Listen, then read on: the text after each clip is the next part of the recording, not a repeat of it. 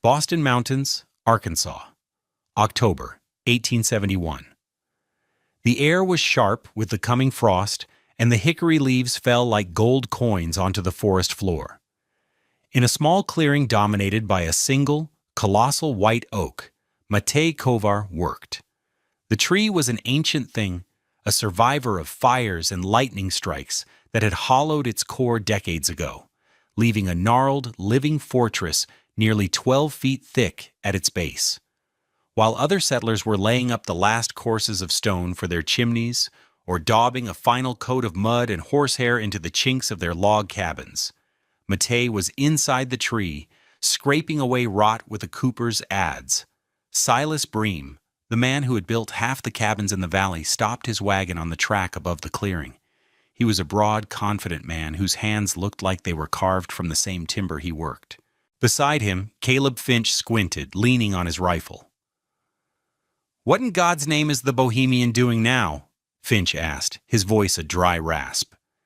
"He's making a den for himself," Bream said, a note of derisive pity in his tone. "Like a badger. Told him last week a man needs a proper hearth, 4 square walls." He just nodded and went back to scraping out that stump. Bream spat a stream of tobacco juice. "It's pauper foolishness. A man who lives in a tree has given up. He'll freeze before the new year, him and that little family of his." The mockery traveled easily on the crisp autumn air. Matej heard it. He stopped his work, the rhythmic scrape of steel on wood falling silent. He looked out through the jagged opening that would become his door, his face calm, his eyes steady. He didn't shout back. He didn't defend himself. He simply watched the men on the ridge for a moment, then turned and resumed his work. The scraping began again, a quiet, stubborn sound against the vast silence of the Ozark Hills. The men saw it as the work of a fool, the last resort of a destitute immigrant. They saw a man carving out his own tomb. What did this Bohemian cooper, a man who built barrels for a living, understand about the physics of convection that a seasoned frontier builder, a man who had weathered 20 Arkansas winters, had so completely missed? To understand the answer, and to understand the quiet revolution that began inside that hollow oak, you have to understand the invisible enemy that killed more settlers than bears or disease.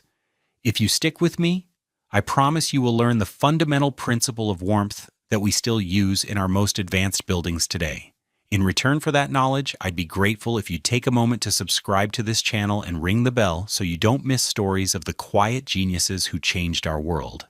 And let me know in the comments, what's the most unconventional home you've ever seen? Matej Kovar was not a frontiersman. He was not a hunter, nor was he a carpenter in the way the men of the Boston Mountains understood the term. He was a bednaj, a cooper from the forested hills of Bohemia. His entire life before crossing the ocean had been spent in the service of the curve. His hands knew the precise pressure needed to bend a stave of white oak without breaking it, the exact angle to shape the edge for a joint so tight it could hold wine for a decade without weeping a single drop. He thought in terms of vessels, not structures. His world was one of hoops and staves, of bungs and seals. He didn't build things to stand against the wind. He built things to contain a pressure, whether it was the ferment of new beer or the simple stillness of air. He had brought his wife, Anka, and their 2 small children, Jacob and Sophie, to America with the promise of land. They had arrived in Arkansas with little more than his tools and an unshakable belief in their own endurance. That belief was nearly broken by their first winter. They had spent it in a hastily built sharecropper's shack, a single-walled box of green pine, built to Bream's standard design. It was a structure designed to be erected quickly, not to be lived in warmly. That winter became a series of escalating miseries. Matej kept the fire roaring, consuming a mountain of wood, but the heat seemed to vanish the moment it left the hearth. The problem wasn't the cold outside, it was the cold inside. The wind didn't just rattle the shutters, it breathed through the walls. Anka would wake to find a delicate lacework of frost on the blankets covering the children. Their boots left by the fire would be frozen stiff by morning. A cup of coffee poured steaming from the pot was lukewarm before she could take a second sip. It was a cold that got into the bones, a damp, life-stealing chill that no fire could defeat. Mate watched his son Jakub's persistent cough and the pale, pinched look on his daughter Zofie's face, and he knew he was failing. He was feeding a fire, but he was not warming his family. The cabin was not a home, it was a sieve. That spring, as he walked the plot of land he'd finally purchased, he saw the giant, hollow oak. And he didn't see a dead tree or a fool's shelter, he saw a barrel, a very, very large barrel, standing on its end, already built from the finest white oak in the world. He saw a vessel. The failure of the conventional frontier cabin was not a failure of materials. It was a failure of understanding. Silas Bream and men like him built strong houses. Their dovetail notches were tight. Their roof beams could hold a mountain of snow. They saw winter as an enemy to be fought with brute force, the force of a massive, roaring fire. Their entire strategy was based on generating more heat than the winter could steal. The problem was, they never addressed the thief. The real enemy wasn't the temperature, it was convection. A typical cabin, like the one the Covers had barely survived in, contained about 1,200 cubic feet of air. The walls were a matrix of tiny, invisible cracks. Cold, dense air pressed in through gaps in the chinking, gaps around the door frame, gaps in the floorboards. This cold air, being heavier, would sink to the floor, creating a constant, imperceptible river of cold around their feet. This river displaced the warmer air from the fire, pushing it upwards. The rising warm air, now pressurized by the influx of cold air below, would then escape through the gaps in the gables, and the poorly sealed chimney flue. This constant cycle, this engine of air movement, is convection. The settlers were living inside a machine designed for the express purpose of exchanging warm air for cold. They weren't just heating their cabin. They were attempting to heat the entire state of Arkansas, 1 cubic foot of air at a time. The flickering of a candle flame in a sealed room was the telltale sign. The flame didn't flicker because of a ghost. It flickered because it was in a draft. The entire room was a draft. This is why families like Caleb Finch's would burn through 10 cords of wood in a winter and still live with cold floors and icy corners. It's why Jedediah Potts, the blacksmith, a man who lived by fire, would complain that the only warm place in his house was close enough to the hearth to risk catching your clothes on fire. They were fighting the wrong war. Matej Kovar understood this in his bones, if not in the language of physics. A well-made barrel didn't leak, not a drop. If it could hold water, it could hold air. And if you could hold the air, you could hold its heat. His work on the tree was methodical, a master class in an ancient trade applied to a new problem. First, he spent a week inside the hollow, which was roughly 8 feet in diameter at its base. He cleared decades of accumulated leaf litter, animal nests, and soft, punky wood, getting down to the hard, dry heartwood. The interior was surprisingly sound, protected from the rain by the tree's own living canopy. The floor was the earth itself, which he leveled and tamped until it was as hard as brick. Next, he addressed the base. The giant exposed roots of the oak formed natural buttresses, but also created gaps where the wind could howl. He spent 2 weeks cutting thick bricks of sod from the nearby creek bank, heavy with clay and tangled roots. He laid them like masonry, packing them tight against the tree's base, building a sloping, earthen bank that rose 4 feet high, burying the roots and sealing the floor line completely. He was insulating the foundation, a concept utterly foreign to his neighbors. Then came the cooper's masterpiece, the door. He didn't build a typical plank door to hang on hinges. He built a plug. Using his finest tools, a froe to split the oak, a draw knife to shape it, he fashioned a round, slightly tapered door, 3 layers thick with insulating moss packed between them. It was designed to fit into the opening he'd shaped in the tree's trunk, not against it, but in it, like a bung in a cask. The further it was pushed in, the tighter it sealed. It had no latch, only a large wooden handle. To close it was to seal the vessel. Finally, he tackled the collar. The tree was open at the top, some 20 feet up, where a massive limb had torn away years ago. This was his chimney, but it was too large. He built a small platform inside, and with Anka's help passing materials up, he meticulously sealed the opening. He didn't block it entirely, but reduced it to a small 6-inch hole, using a careful lattice of branches, packed with moss, and sealed with pine pitch he'd rendered himself. It was just enough for the smoke from a tiny cook fire to escape, but not enough to create a powerful, heat-stealing draft. Throughout this process, the mockery continued, escalating into a quiet, cruel shunning. When Mattei approached Silas Bream about sharing a run to the mill for supplies, Bream turned him down flat. "My wagon's for folks with sense, Kovar," Bream had said, not unkindly, but with absolute finality. "I ain't hauling for a man building a squirrel's nest. It's bad for my reputation." The denial of shared hauling was a serious blow, a form of economic exile. Mattei had to carry his few sacks of flour and cornmeal the 6 miles back to his homestead on his own back. Anka watched him, her heart aching with the injustice, but her faith in him unshaken. One evening, as he fitted the plug door for the 10th time, shaving a sliver here, adding a touch of tallow there, she came and stood beside him. "It looks strange, matey," she said softly, her bohemian accent a warm melody against the Ozark quiet. "Mrs. Higgins asked me if we were living in a tree because we owed money." Mattei stopped his work and wiped his hands on his trousers. He ran a hand over the curved surface of the oak.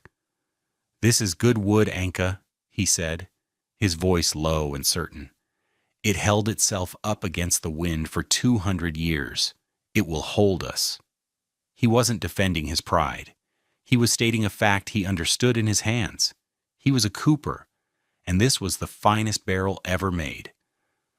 To understand why Mattei's barrel was destined to succeed, we have to talk about numbers. The enemy, convection, is a thief that works by volume. Silas Bream's standard 12 by 14-foot cabin with an 8-foot ceiling contained 1,344 cubic feet of air. Every hour, on a cold and windy day, at least half of that volume, nearly 700 cubic feet of air, was being replaced by freezing outside air. To heat that much incoming air from, say, 10 degrees Fahrenheit to a barely tolerable 60 degrees required a staggering amount of energy, roughly 6,000 British thermal units, or BTUs, every single hour. A roaring fire in an inefficient hearth might produce 30,000 BTUs, but most of it went straight up the chimney. The cabin was a thermodynamic disaster. Now consider Mattei's oak. The interior space was roughly circular, about 8 feet in diameter and 7 feet high to the platform he'd built. The total volume of air he had to heat was only about 350 cubic feet, 1/4 of the volume of a standard cabin. But the crucial difference was the rate of air exchange. With his sod-banked foundation, his plug door, and his carefully sealed collar, Mattei had reduced the air exchange to a bare minimum, perhaps only a few cubic feet per hour. He had effectively stopped the thief. He had created a sealed thermal envelope. The thick, dry walls of the ancient oak had an insulating value, an R value, far greater than a chinked log wall riddled with tiny gaps. But the real genius was in the air itself. A small, trapped, unmoving volume of air is one of the best insulators in nature. Where would the heat come from? There was no massive hearth. The answer was simple: themselves. A resting human body generates about 350 BTUs per hour. 4 people, Matej, Anka, Jakub, and Zofie, were a small but constant furnace, producing 1,400 BTUs every single hour. In Bream's cabin, this heat was a single drop in a leaky bucket, whisked away instantly by convection. In Matej's sealed oak, it was a steady deposit into a well-managed account. This, combined with the heat from a single tallow candle and the passive solar gain from the low winter sun shining through the south-facing doorway when it was open during the day, was enough. He wasn't trying to fight the winter. He was simply trapping the warmth they already possessed. He had built a home that didn't leak life. That November, the winter came. It didn't arrive gently. It came in the form of a blue norther, a terrifying weather event on the southern plains. The sky to the northwest turned a bruised slate-gray color. The temperature dropped 20 degrees in an hour. A slicing wind brought a horizontal blast of sleet that coated every tree branch in a quarter-inch of clear, heavy ice. Then the sky cleared, the wind kept blowing, and the temperature plunged. For 11 straight nights, it fell below zero. For the settlers in their conventional cabins, it was a state of siege. At the Finch homestead, Caleb and his wife spent their days frantically feeding wood into a fire that seemed to give off no heat beyond a 3-foot circle. Their children slept in their coats, huddled together in one bed. The water bucket a few feet from the hearth was frozen solid each morning. The walls popped and groaned, and the wind moaned through the chinks, a constant predatory sound. At the pot's forge, Jedediah fought to keep his quenching tubs from freezing solid and splitting. His family lived in the 2 rooms behind the smithy, and the misery was acute. The cold metal of the forge seemed to suck the warmth out of the very air. They were exhausted, not from work, but from the simple, draining effort of not freezing. Inside Silas Bream's own well-built house, the battle was just as fierce. He and his wife stuffed rags into cracks they never knew existed. They hung heavy quilts over the doors and windows, but still, a fine powder of snow blew in under the main door, collecting in a ghostly drift on the floor. He sat before his own massive stone fireplace, a monument to frontier construction, feeling the heat on his face and the icy draft on his back, and cursed the strange, persistent cold. And in the hollow oak, there was quiet. When Matej pushed the heavy plug door shut, the world changed. The howling of the blue norther faded to a distant, muffled whisper. The air inside grew still, absolutely still. There were no drafts. A single candle flame on their small table burned with a perfect, unwavering teardrop of light. It was not warm like a summer's day. It was cool, perhaps only 50 degrees, but it was a steady, dry, and livable cool. The killing edge of the cold was gone. Anka could sit and mend a shirt without her fingers growing stiff. The children, Jakub and Zofie, could sleep under their wool blankets without waking to the feel of frost on their faces. Their breath plumed slightly in the air, but their bodies were warm. The proof of Matej's victory was small and mundane. On a small shelf, he kept a wooden pot of the axle grease he used for his wagon wheels, a mixture of tallow and pine tar. It was a substance notoriously sensitive to cold. In the Finch cabin, the grease pot was frozen into a solid, useless block. In the Kovar's oak, the grease remained soft, pliable, ready for use. It was a small thing, but it was everything. It was proof that they were living on the right side of the line that separated survival from suffering.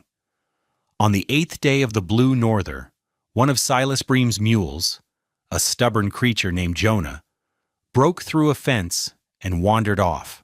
Cursing his luck, Bream bundled himself in every layer he owned and set out to track it. The cold was a physical presence, a thing that clawed at any exposed skin. The air was so frigid it hurt to breathe. In his coat pocket he carried a small lump of axle grease wrapped in cloth, which he used to treat the cracked hooves of his stock. After an hour, he pulled it out. It was no longer grease. It was a yellow, waxy rock, hard as stone. He tracked the mule for 2 miles, his beard stiff with frozen breath, his feet losing feeling inside his thick boots. The tracks led him toward the ridge, overlooking the Kovar place. As he crested the rise, he saw the mule. It was standing in the lee of the giant oak tree, using the massive trunk as a windbreak. And he saw the oak itself, a strange, silent dome of sod and bark against the frozen landscape. There was no plume of smoke rising from its top. By all rights, the family inside should be frozen solid. He pitied them, but he also felt a grim sense of vindication. This is what happened when a man ignored common sense. He trudged down the slope toward the mule, his body aching with cold. As he passed the tree, he stumbled, catching himself with a hand against the round plug door. And then he froze.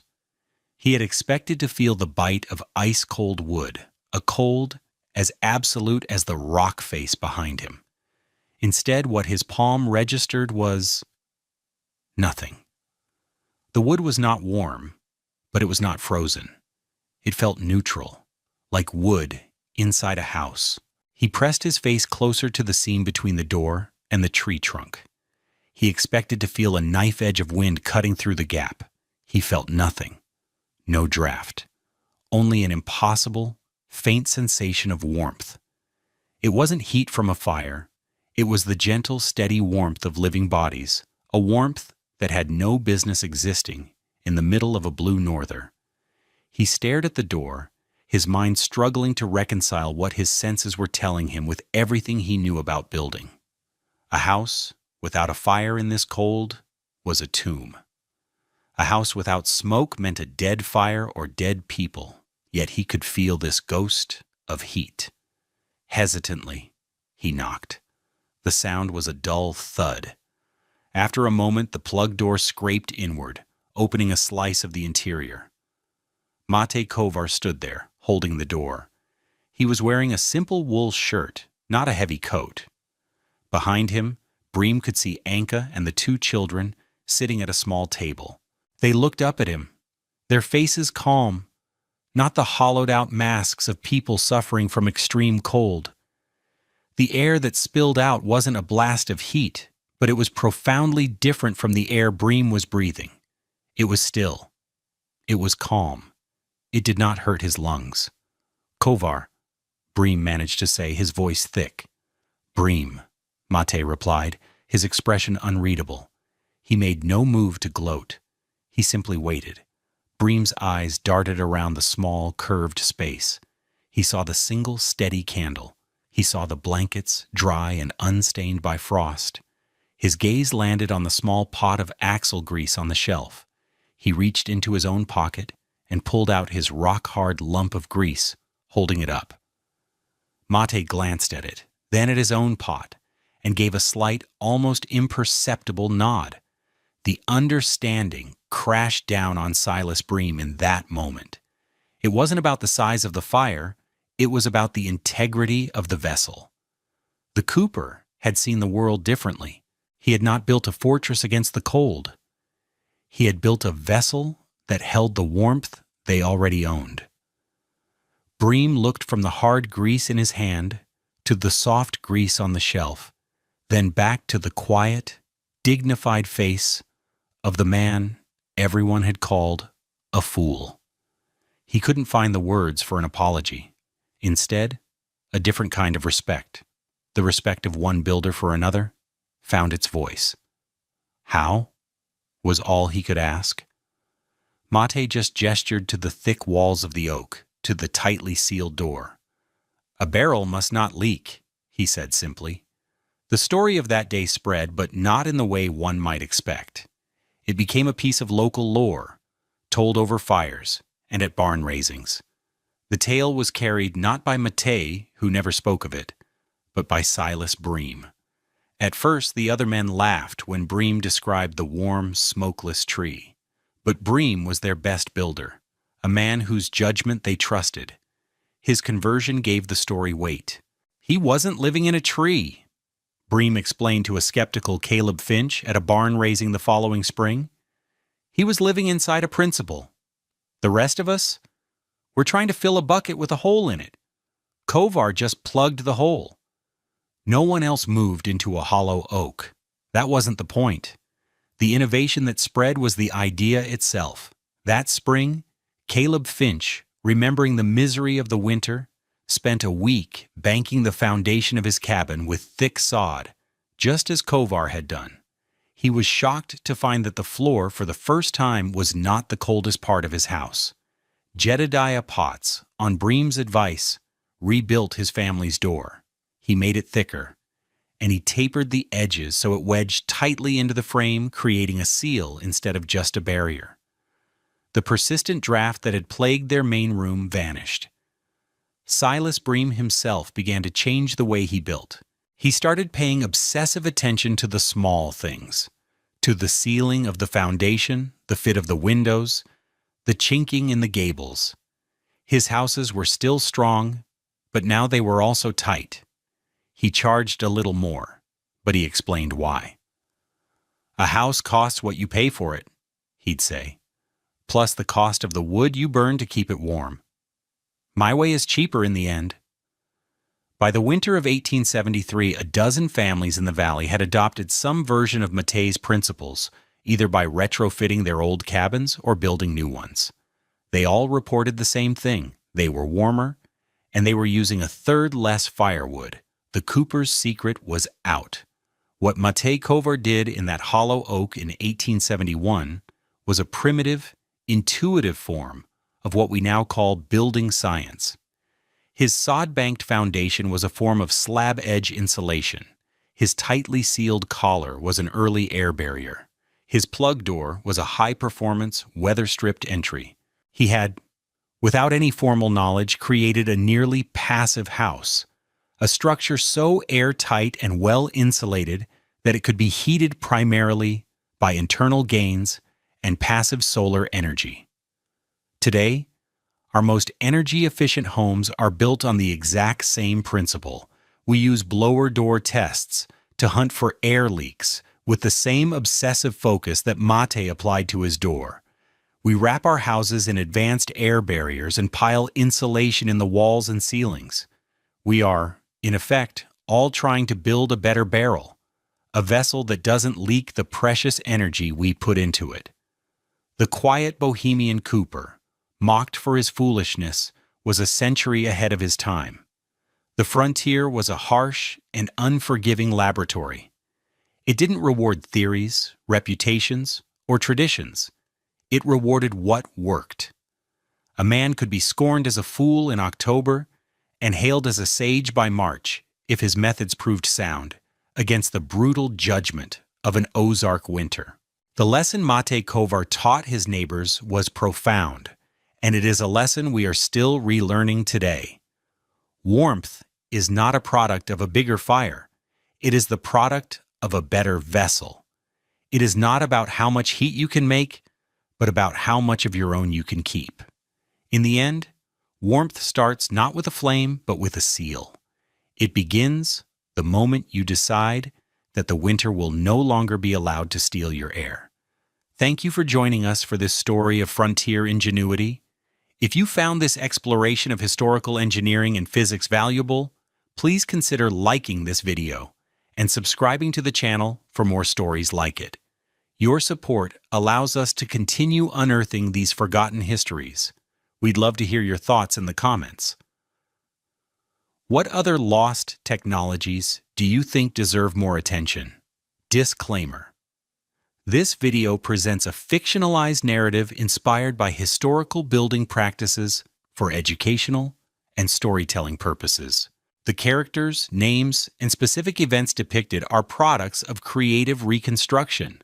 The techniques and principles discussed are based on real historical and scientific concepts. Any application of these or similar techniques in modern construction should be done in accordance with current building codes, safety standards, and professional engineering advice. This content does not constitute professional, technical, or legal advice.